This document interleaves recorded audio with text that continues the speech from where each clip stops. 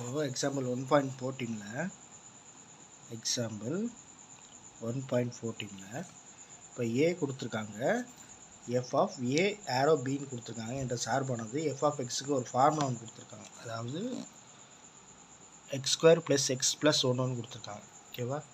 அதை யூஸ் பண்ணி இதில் இருக்க இந்த ஃபார்முலா சப்ஸ்டியூட் பண்ணி பிஏ கண்டுபிடிச்சி பிஏ வீச்சகத்தை தனியாக எழுதணும். அதாவது டொமைனை வச்சு ரேஞ்சாக கண்டுபிடிக்கணும். ஓகேவா?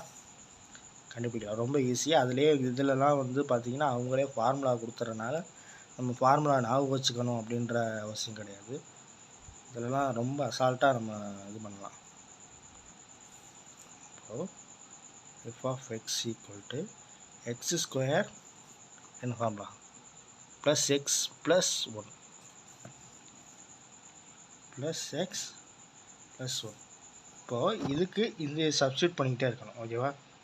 F of -2 equal to -2² plus -2 plus 1.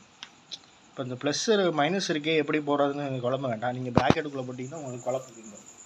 ஓகேவா?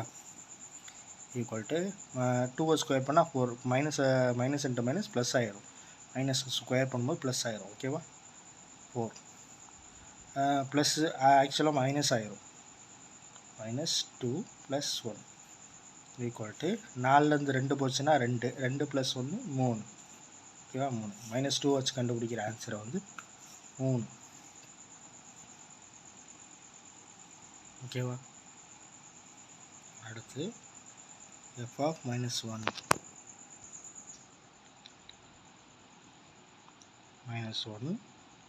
Square plus -1 plus 1 equal to 1 -1 square பண்ணால் ப்ளஸ் 1 -1 ப்ளஸ் 1 ஈக்குவல் டு இது 0 ஆயிரும் ப்ளஸ் 1. ஓகேவா?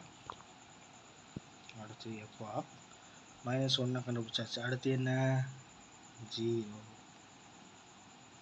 Equal to 0² plus 0 plus 1. இது ஒன்றும் இல்லை. ஆன்சர் வந்து 0 ஸ்கொயர் பண்ணால் 0 தான் ப்ளஸ் 1. ஓகேவா? 0 வச்சு பண்ணுறது 1 தான். அடுத்து என்ன கண்டுபிடிக்கணும்? எஃப் ஆஃப் 1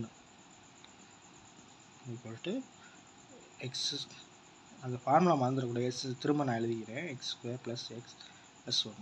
எக்ஸுக்கு பதிலாக 1² ப்ளஸ் 1 ப்ளஸ் 1. ஓகேவா?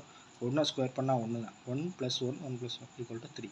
1 வச்சு பண்ணும்போது 3 கிடைக்கும் ஆன்சர். ஓகேவா? 1 வச்சு பண்ணியாச்சு. அடுத்து 2 வச்சு பண்ணணும். F of 2 equal to 2² plus 2 plus 1 x² plus X plus 1. இந்த ஃபார்முலாவுக்கு அந்த 2 வச்சு சப்ஸ்டியூட் பண்ணும்போது அப்படியே பண்ணிடுறோம். 2 2 4 ப்ளஸ் 2 ப்ளஸ் 1 4 2 6 6 ப்ளஸ் 1 7. ஓகேவா? எஃப் ஆஃப் 2 வச்சு கண்டுபிடிக்கும் போது 7. ஓகேவா? இப்போது பி எழுதும் போது இப்போது ஒரு நம்பரை வந்து 3 இருக்கா, 3 இருக்குது, 3 2 தடவை வந்திருக்கு.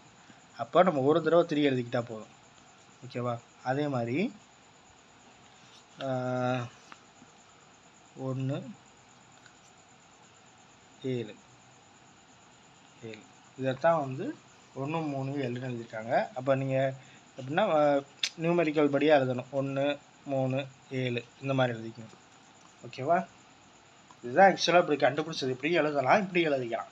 புக்கில் உங்களுக்கு அந்த மாதிரி கொடுத்துருக்காங்க. ஒரு நியூமெரிக்கல் ஃபர்ஸ்ட் நம்பர்லேருந்து எழுதுகிற மாதிரி எழுதி கொடுத்துருக்காங்க. அதனால் ஒன்றும் பிரச்சனை கிடையாது.